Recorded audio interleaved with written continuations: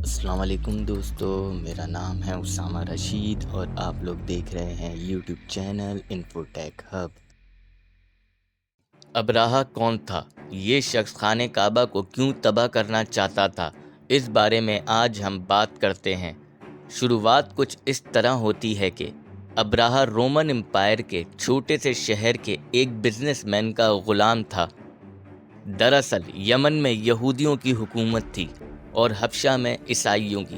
یہودیوں نے دراصل حملہ کر کے حبشہ کو کافی نقصان پہنچایا تھا، لیکن پھر رومنز نے اپنی کچھ فوج بھیج کر حبشہ کے عیسائیوں کی مدد کری اور یمن سے یہودیوں کی حکومت ختم کر دی۔ اور جس فوجی کو بھیجا تھا وہ یہی ابراہہ تھا، یعنی ابراہہ ایک عیسائی غلام تھا۔ اس جیت کے بعد ابراہہ بہت طاقتور بن چکا تھا اور اس نے اپنے ملک حبشہ سے یمن کو الگ کر لیا، یعنی ایک الگ ملک قرار دے دیا۔ پھر حبشہ کے بادشاہ نے ایک اور فوج بھیجی تاکہ ابراہہ کو سبق سکھایا جا سکے، لیکن ہوا کچھ یوں کہ حبشہ کے بادشاہ نے جو فوج بھیجی تھی اس فوج نے اپنے جنرل کو قتل کر کے وہ پوری فوج ابراہہ سے جا ملی۔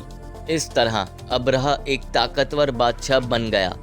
تو ایک دن ابراہہ کو معلوم ہوا کہ کچھ لوگ حج کے ارادے سے مکہ جا رہے ہیں، یعنی کعبہ شریف جا رہے ہیں۔ تو ابراہہ نے کہا ہم بھی اسی طرح کا کلیسا بنا لیتے ہیں تاکہ لوگ کعبہ جانے کے بجائے ادھر آئیں۔ تو ابراہہ نے بہت بڑا عالیشان کلیسا یعنی چرچ بنایا، لیکن وہاں پر اس طرح لوگوں کی آمد نہیں تھی جس طرح بیت اللہ میں ہوتی تھی۔ جب عرب کے لوگوں کو یہ بات پتہ چلی تو بنو کنانہ کا ایک شخص یمن گیا اور اس گرجا گھر جو کہ ابراہہ نے تعمیر کروایا تھا وہاں جا کے نجاست کر دی۔ جب ابراہہ کو اس بات کا علم ہوا تو ابراہہ کو شدید غصہ آیا، تو وہ 60,000 کا لشکر لے کر یمن سے نکلا، اس ارادے سے کہ خانہ کعبہ کو تباہ کر دے گا۔ جب وہ مکہ سے تھوڑا دور تھا تو اس نے اس جگہ پر پڑاؤ ڈالا، تو اس کو وہاں پر اونٹ دکھائی دیے، تو اس نے وہ اونٹ اپنے قبضے میں لے لیے۔ دراصل وہ اونٹ حضرت عبد المطلب یعنی حضور صلی اللہ علیہ وسلم کے دادا کے تھے۔ تو جب عبد المطلب کو یہ بات پتہ چلی تو آپ اپنے اونٹ لینے ابراہہ کے پاس گئے۔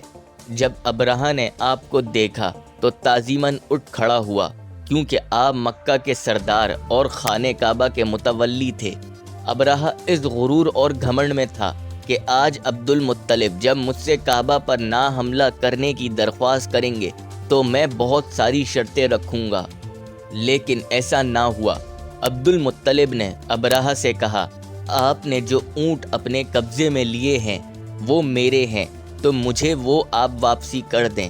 تو ابراہہ کو حیرانی ہوئی۔ ابراہہ نے کہا میں کعبہ کو گرانے آیا ہوں اور آپ اپنے اونٹ مانگ رہے ہیں؟ تو عبد المطلب نے ابراہہ کو بہت حیران کن جواب دیا، وہ یہ کہ اونٹ میرے ہیں اس لیے میں ان کی حفاظت کروں گا، کعبہ جس کا ہے وہ اس کی حفاظت کرے گا۔ جب عبد المطلب اپنے اونٹ لے کر واپسی آئے تو آپ نے تمام عربوں کے لوگوں کو کہا کہ سب پہاڑ پر چڑھ جائیں، اور تمام اہل مکہ نے اسی طرح کیا۔ جب سب پہاڑ پر چڑھ گئے تو عبد المطلب کعبے کے دروازے کو پکڑ کر زاروں قطار رونا شروع ہو گئے اور کہنے لگے اے اللہ اپنے گھر کی حفاظت فرما۔ ابراہہ اگلی صبح ہاتھیوں کو لے کر مکہ کی طرف آنے لگا، تو اس کا ہاتھی جس کا نام محمود تھا وہ رک گیا اور ایک دم بیٹھ گیا۔ بہت کوشش کی گئی لیکن اس کا ہاتھی نہ چلا۔ اسی درمیان ایک دم ابابیل نامی پرندوں کا جھنڈ آسمان میں نمودار ہونا شروع ہوا، اور یہ اس طریقے کے پرندے تھے کہ آج سے پہلے نہ کبھی دیکھے گئے اور نہ اس کے بعد کبھی دیکھے گئے۔ اور دیکھتے ہی دیکھتے ان ابابیلوں نے اپنی چونچ اور پنجوں سے کنکریاں پھینکنا شروع کریں، اور وہ کنکریاں اس طرح ان لوگوں کو لگی کہ ان کے سر سے آر پار ہو کر پیروں سے جا نکلی۔ دوستو، یہ سارا واقعہ آپ صلی اللہ علیہ وسلم کی پیدائش سے 50 دن پہلے پیش آیا، اور جس دن یہ واقعہ پیش آیا تھا عربوں نے اس سال کو ہاتھیوں والا سال قرار دے دیا۔ جب پورے عرب میں مکہ والوں کی جیت پتہ چلی تو کعبہ کی عظمت میں اور لوگ کعبہ کا طواف کرنے آنے لگے، اور دیکھتے ہی دیکھتے کچھ عرصے میں مکہ والوں کی دولت اور شہرت میں اضافہ ہونا شروع ہو گیا۔ جب حضور پاک صلی اللہ علیہ وسلم کو عرب کے طعنے دیتے تھے اور قتل کی دھمکیاں دیتے تھے تو اللہ تعالیٰ نے سورہ فیل نازل فرمائی، یہ بتانے کے لیے کہ اللہ کس طرح حفاظت فرماتا ہے۔